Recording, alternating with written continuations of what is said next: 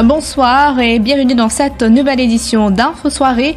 On y va pour le sommaire. Triste fin pour Rajkumar Mohadev, cet habitant de Saint-Paul, a été agressé par son voisin le 26 décembre dernier. Il a rendu l'âme hier. Le suspect, âgé de 27 ans, a été arrêté par la police. Témoignage dans cette édition. Accident fatal à la vigie hier soir. Ashley Karam Singh, 20 ans, est mort sur le coup. Les autres passagers du véhicule, dont un policier, sont grièvement blessés. Le Covid-19 gagne du terrain à Rodrigue. 518 cas positifs enregistrés à ce jour. 98% des patients sont asymptomatiques et sont en isolement à domicile. Météo Rodrigue, toujours sous l'influence de Batsirai, l'alerte 1 maintenue. Le cyclone tropical s'approche également de Saint-Brandon. La prudence est de mise pour ceux qui se trouvent en mer. Et puis Pékin Express débarque sur M6 le 10 février. Le jeu d'aventure promet d'en mettre plein la vue aux téléspectateurs.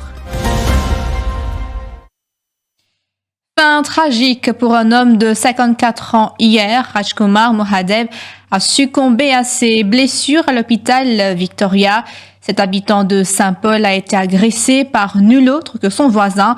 Le 26 décembre dernier, il avait dans un premier temps été admis dans une clinique privée, mais par la suite, soit le 8 janvier, Rajkumar Mohadev a dû être transféré à Kandos pour y subir une intervention chirurgicale et depuis, il avait été placé sous assistance respiratoire. Quant au voisin, il s'agit d'un jeune de 27 ans qui a déjà été arrêté par la police. Il est passé aux aveux. Apparemment, mon aspect de travail. Et dans l'aspect de travail, je mets le compresseur. Voisin, il me dit que moi, j'ai un compresseur. Les temps, il dit voisin, ok, ben un problème, il a un compresseur là. Right, mais il fait un ventilateur pour un compresseur. Right, il fait un ventilateur pour un compresseur. Et là, voisin, il revient, commence à rouler, commence à maltraiter. Il commence à cause faux, il commence à rouler un cycle. Les temps, beau-frère sorti, il dit comment mais qui fait des besoins, de devant la porte, tu passes peser sur moi. Et voisin allé, il a route 4 dimanches, il vient. En même temps, mon beau-frère sorti, il n'a qu'un carré. Les temps, il retourne pour venir sur la case. 4 dimanches, il rentre sur la case. Je finis sans taper la porte, sans une nouvelle porte, je rentre, je n'ai pas de en dedans. Je dis comment mais quand il était, nous pouvons ça dimanche là. Mais là, en même temps, devant tout, je ne sais pas mon beau-frère sur madame. Les temps, venu, sur madame, finit expliquer tout ça là. Et ça fait mettre en colère. Il n'a que ce voisin, crier sur voisin. Les temps, ce voisin sorti. Et ça a fini une petite discussion. Mais la discussion n'arrête pas là même. Ce n'est que là, demain, voisin. Il revient devant sur la porte, il revient commence à faire tapage, il commence à jouer. Le temps il arrive ça, mon beau-frère pousse, il est tombé. En même temps, il y a 3 petits manœuvres qui travaillent avec mon beau-frère. Et le temps Michelin tombe en bas, ces 3 manœuvres, maintenant il me bat Michel là. Et maintenant il a un rosseau sur la tête, je ne tape bien que le rose, je ne traîne au chemin. Et je me mettais devant sur la porte là-bas. Le 26 décembre, c'était. Michel a pas dans l'hôpital pendant l'année. Ce n'est que le 3 janvier que Michel est dans l'hôpital. Et là, nous connaissons qu'il a mis dans la chirurgie, il a dit son carré sur la tête. Mais il est décédé. Et comment c'est madame qui comprend? Bon, la famille, de notre côté, est bien difficile parce que, franchement, mon beau-frère est en tout, d'une façon que, comment dire, bon, il pousse Michel là, mais c'est pas lui qui te dit maintenant. De toute façon, c'est pas lui qui ne bat maintenant. À aucun moment, il ne va pas dire maintenant. Il va non. Et c'est à 3 enfants là. Là-dedans, un est dans la saison, deux à 17 ans. C'est maintenant, c'est à 3 minutes là qui me battent. Et triste fin pour Ashley Karam Singh. Ce jeune de 20 ans est mort sur le coup dans un accident de la route à La Vigie hier soir. La voiture à bord de laquelle cet habitant de Montfertil se trouvait a fait une sortie de route avant de percuter de plein fouet un parapet grièvement blessé. Les 2 autres occupants du véhicule, dont un policier de 30 ans, ont été transportés à l'hôpital Nehru en Rosebel.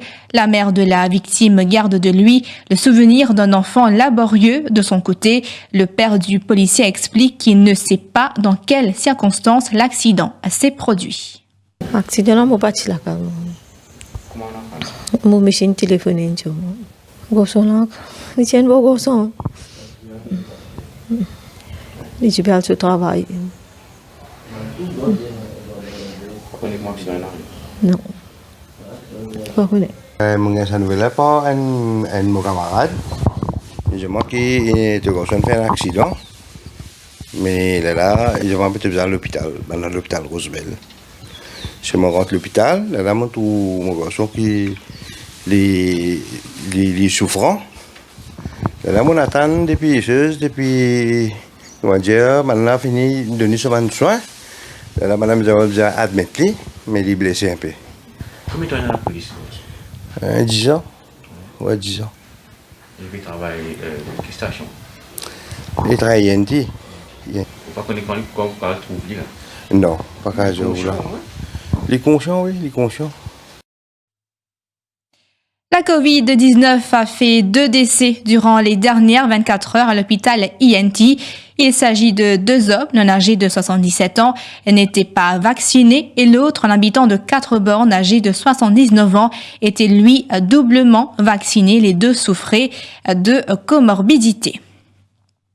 Et nous parlons de Rodrigue. À présent, où 518 cas positifs de Covid-19 ont été enregistrés depuis le 26 janvier dernier. Et depuis ce matin, l'île a détecté 48 nouveaux cas. Parmi 26 patients sont admis au Mont-Lubin Treatment Center et 3 autres à l'hôpital Queen Elizabeth. Chiffre fourni par la docteure Arlette Saint-Pierre-Drac en conférence de presse cet après-midi.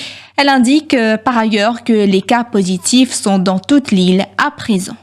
Aujourd'hui, au niveau du flux clinique Mont-Lubin, nous avons 59 personnes qui viennent, donc 30 positifs. Au niveau du flux clinique Queen Elizabeth, nous avons 27 personnes qui viennent, dont 16 positifs. Au niveau de la ferme, nous avons 15 qui viennent et 2 positifs, un total de 48 nouveaux cas. Totalité de cas depuis le commencement, depuis le 26 janvier, de local case, il y en a 418. Maintenant, il y a une totalité de 26 personnes qui admises au Mont-Lubin Treatment Center et il y en a 3 cas qui admettent à l'hôpital Queen Elizabeth, dont 29 personnes admises. Depuis hier, il y a un nouveau service, le BMU. Depuis nous commencé, ça veut dire dans la nuit, il y a 45 calls et 2 interventions. Ça, c'était pas dans la nuit. Vous trouvez dans chaque région de l'île énorme cas. Ça veut dire qu'il pas tout le temps. Et par ailleurs, selon le National COVID Coordinator, 2 patients dialysés et positifs sont actuellement sous observation au centre de santé de Mont-Lubin. 98% ont symptômes. Parmi, il y en a 4 patients qui ont very mild symptoms. Ce qui m'ont visé par very mild symptoms, ils n'ont soit sur la tête fait mal, ils font la fièvre, ils n'ont soit un petit diarrhée, et ils n'ont soit des coups fait mal et un petit faiblesse. Il y en a 4 patients qui comme ça. Ça veut dire que 98% peut faire home isolation. Et parmi les 2 patients dialysés qui n'ont aucun symptôme, mais à cause de dialyse, nous avons sur l'observation à l'hôpital Mont-Lubin. On se retrouve après cette pause pub.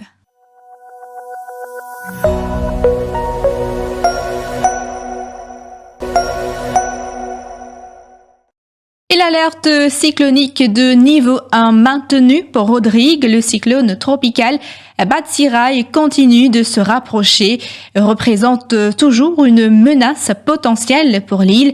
Des rafales atteignant les 100 km/h et des houles de l'ordre de 7 mètres sont attendues. Les effets du cyclone pourront être ressentis à Saint-Brandon dans la nuit de lundi à mardi. Des houles de l'ordre de 4 à 9 mètres à partir de demain. Le prévisionniste Sundir Bigou recommande à ceux se trouvant en mer dans la région de s'éloigner par précaution. Batsirai peut bouger vers l'ouest-nord-ouest, il vous passe très très près de Saint-Brandon et bien sûr, une bonne condition cyclonique les pourraient être ressenties. Aussi, à partir de demain, vous pouvez des vents augmenter du sud en 65 km/h et une rafale qui va atteindre les 110 km/h. La mer est pour très mauvais avec une vague de l'ordre de 4 à 6 mètres et bien sûr, jusqu'à soir, il peut monter encore, il est capable de 8 à 9 mètres. Une rafale est capable d'atteindre les 180 km/h dans la nuit de lundi au matin du mardi. Tout le bateau qui est dans la région de Saint-Brandon, si jamais je peux écouter nous, il faudrait que je quitte sa région-là, je retourne vers Maurice ou je bouge bien au nord. Et à Rodrigue, si un réfugié est également positif à la Covid-19, il sera pris en charge dans un autre endroit identifié, indique le commissaire à la sécurité sociale.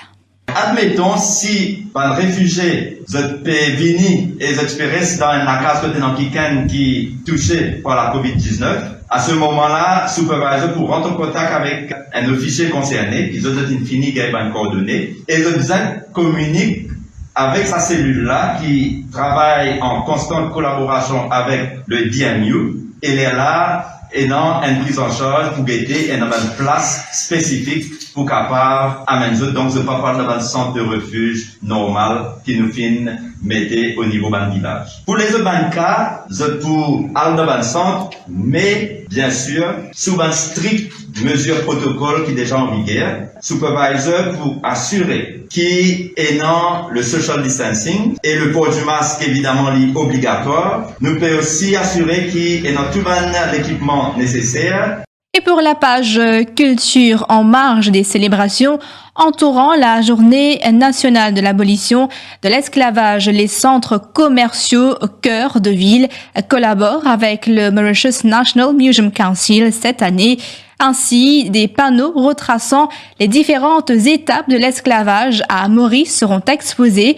L'exposition est déjà visible à Cœur Cap-Tamarin depuis le 24 janvier et le sera jusqu'au 1er février.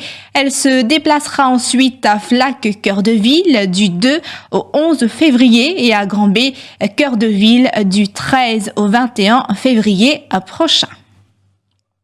Et bonne nouvelle pour les fans de l'émission Pékin Express revient sur M6 à partir du jeudi 10 février. Le jeu d'aventure promet d'en mettre plein la vue aux téléspectateurs. Pékin Express 2022 va permettre de découvrir des paysages inédits et cette édition intitulée Sur les terres de l'Aigle Royal traverse 4 pays entre le steppe du Kirghizistan et de l'Ouzbékistan en passant par la Jordanie et Petra, son fabuleux site archéologique et pour finir à Dubaï, ce sera un vrai choc visuel. Et un fabuleux périple qu'ont pu profiter 16 chanceux. Les téléspectateurs vont suivre les aventures de 8 binômes, Sylvie et Alex, Fanny et Jérémy, Tariq et Ahmed, Charlotte et Sarah, Arlette et Caroline, Lucas et Nicolas, Jean-Claude et Alex, et le binôme des inconnus, Vanessa et Étienne. Ce qui met un terme à cette édition d'Info Soirée. Merci d'avoir été des nôtres. Excellente soirée à vous.